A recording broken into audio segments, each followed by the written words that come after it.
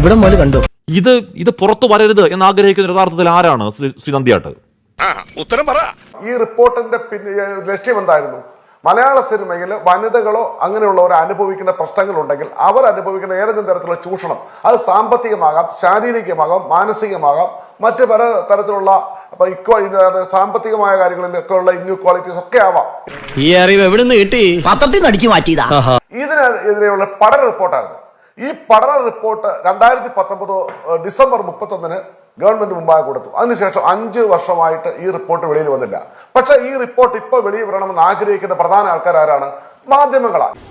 എന്നിട്ട് എന്തായാലും അതിന്റെ കാരണം, ഇതിൽ ഏതെങ്കിലും തരത്തിലുള്ള സെക്സ്വൽ ഹറാസ്മെന്റ് ഉണ്ടെങ്കിൽ ഈ ഹറാസ്മെന്റ് വഴിയിലിട്ട് അലക്കാം. കവി തല്ലുവാങ്ങിയിട്ടേ പോകുന്നാ തോന്നുന്നത്. ഇനി താങ്കളുടെ പ്രശ്നം അതിൽ പറയുന്ന സെക്ഷൽ ഹറാസ്മെന്റിനെ കുറിച്ച് മാധ്യമങ്ങൾ വഴിയിലിട്ട് അലക്കുമെന്നാണെങ്കിൽ, നന്ദ്യാട്ട് വിവരാവകാശ കമ്മീഷൻ പറയുന്നു വ്യക്തിപരമായ ഒരു വിവരങ്ങൾ പുറത്തേക്ക് വിടാൻ പാടില്ല, ഒരു മൊഴിയും പുറത്തേക്ക് വിടാൻ പാടില്ല. അത് കൃത്യമായി തന്നെ പറയുന്നു. പിന്നെയും എന്തുകൊണ്ടാണ് താങ്കൾക്ക് ഈ പറഞ്ഞ സെക്സ് കഥകൾ ആഘോഷിക്കാനാണ് മാധ്യമങ്ങൾക്ക് താല്പര്യം എന്ന് തോന്നലുണ്ടാവുന്നത്? അത് പിന്നെ നിങ്ങൾ പേടിക്കുന്നത് എന്താണ്? കൃത്യമായി പറയൂ സജി. ഇവനിതിൽ എന്തോ കൈയുണ്ട്. ചോദിക്കട്ടെ, എന്ത് ഹറി? 5 വർഷം ആര് ഹറി? അല്ല ആരാണ് ഹറിപ്പെട്ടത്? സജി നന്ദ്യാട്ടെ, അപ്പൊ കോടതിയുടെയും ഉത്തമ താല്പര്യം അല്ല സജി നന്ദ്യാട്ട്, അപ്പൊ ഇത് പുറത്തു വിടണം എന്ന് കർശനമായി പറഞ്ഞ, അത് മാധ്യമങ്ങളിൽ ചർച്ച ചെയ്യണം എന്ന് കർശനമായി പറഞ്ഞ കോടതിയുടെയും ഉത്തമ ബോധ്യം താങ്കൾ പറഞ്ഞ പോലെ മാധ്യമങ്ങളുടെ താല്പര്യം തന്നെയാണെന്ന് പറയുമോ താങ്കൾ? ആഷ്മി, നിങ്ങൾക്ക് ഇതൊക്കെ പറയാം. കാരണം എന്താണ്? നിങ്ങളെ അത് ബാധിക്കുന്ന കാര്യമല്ല. വെറുതെ കിടന്ന് ഉരുളാദാശനെ.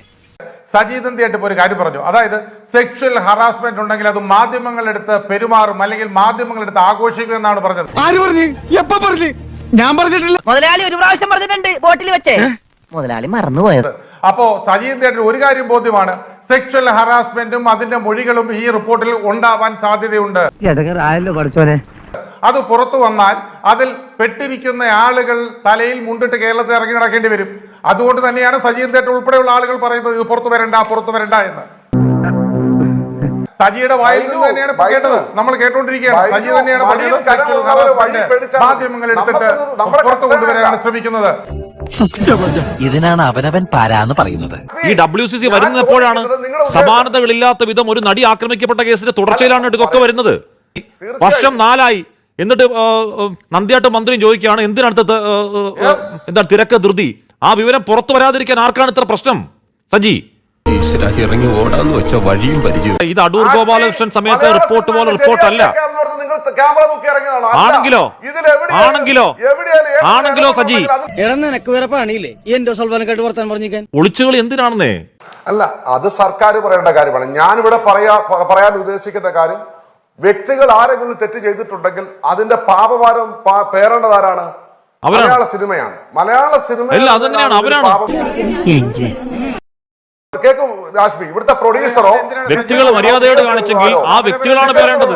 വളരെ വളരെ വിഷമിച്ച് വളരെ സാമ്പത്തിക വ്യക്തികൾ ലൈംഗിക അസോൾട്ട് നടത്തിയിട്ടുണ്ടെങ്കിൽ, അതിക്രമികളാണെങ്കിൽ, പാപ്പിടിയന്മാരാണെങ്കിൽ ആ വ്യക്തികളാണ് പാപഭാരം പേരേണ്ടത്. എന്തിനാണ് ഇൻഡസ്ട്രി പൊളി ഒന്ന് പേടിക്കുന്നത്? സാർ, ഇവിടെ 8 or 9 ടേംസ് ഓഫ് റെഫറൻസ് ഉണ്ട്. അത് അവരുടെ ഈക്വൽ വേതനം അടക്കമുണ്ട്. അവർ നേരിടുന്ന സകലവിധമായ പ്രശ്നങ്ങളെ പഠിക്കാനാണ് ജസ്റ്റിസ് ഹേമ കമ്മീഷൻ. അത് സകലവിധമായ പ്രശ്നങ്ങളും പഠിച്ചതാണ്. ഇത് പുറത്തു വന്നാൽ മാധ്യമങ്ങൾ ഈ സെക്ഷൽ ഹറാസ്മെന്റ് വാർത്ത എടുത്ത് ആഘോഷിക്കും എന്ന് മാത്രം പറയല്ലേ? അയ്യോ, അങ്ങനെ പറഞ്ഞൂടാ. പിന്നെ ഞാൻ എന്തിനു വന്ന? ഈ സിനിമാ വ്യവസായം നന്നാവണം. അതുകൊണ്ടാണ് ആരെങ്കിലും ലൈംഗിക ഹറാസ്മെന്റ് നടത്തിയിട്ടുണ്ടെങ്കിൽ അവർ പിടിക്കപ്പെടണമെന്നേ. താങ്കൾ എന്തിനാണ് പറയുന്നത് ആ സിനിമാ മേഖല ഒന്നാ കുടിക്കാൻ പോകുന്നു? അത് തന്നെയാണ് പറഞ്ഞത്. ഈ റിപ്പോർട്ട് പുറത്തു വന്നാൽ സിനിമാ മേഖലയ്ക്ക് എന്താണ് കുഴപ്പം? സിനിമാ മേഖലയ്ക്ക് ഇത് ഗുണകരമായ കാര്യങ്ങൾ മാത്രമല്ല ചെയ്യുള്ളൂ. ദശമൂലം നിങ്ങൾ എന്തിനാണ് പേടിക്കുന്നത്? എന്തിനാണ് സജി നന്ദ്യാട്ട് ഇങ്ങനെ ഭയക്കുന്നത്? അതെ, അതാണ് എനിക്ക് ഇപ്പോഴും മനസ്സിലാവാത്തത്. എങ്ങനെയാണ് ഒരു വ്യക്തി ചെയ്യുന്ന കുറ്റം എങ്ങനെയാണ് ഒരു കൂട്ടത്തിന്റെ കുറ്റമാവുന്നത്? നാളെ ഒരു പക്ഷെ ഒരു കുടുംബത്തിനകത്ത് ഒരു കുട്ടി പോക്സോ ആക്ട് പ്രകാരം റേപ്പ് ചെയ്യപ്പെട്ട് കഴിഞ്ഞാൽ കുടുംബത്തിന്റെ അഭിമാനം ഓർത്തുകൊണ്ട് അത് മൂടി വെക്കണം എന്നുള്ള തരത്തിലുള്ള വാദമാണോ താങ്കൾ ഉന്നയിക്കുന്നത്? സജി നന്ദ്യാട്ടിനെ പോലുള്ള ആളുകൾ യഥാർത്ഥത്തിൽ ചെയ്യേണ്ടത്, ഇൻഡസ്ട്രി നന്നാവാൻ നിങ്ങൾ ആഗ്രഹിക്കുന്നുണ്ടെങ്കിൽ WCCയും വിമൻ കമ്മീഷനും ചെയ്ത പോലെ തന്നെ ഈ കേസിനകത്ത് എതിർകക്ഷികളായി ചേർന്നുകൊണ്ട് കക്ഷി ചേരുകയാണ് ചെയ്യേണ്ടത്. ഇൻഡസ്ട്രി നന്നാവണം എന്ന് പറയുന്നത്. ഇനി ഇവിടെ നിന്ന് അഴിവണ്ടാവാ, നമുക്ക് അങ്ങോട്ട് മാറിയിക്കാം. തൽക്കാലം ഇത്രയും മതി. വരട്ടെ.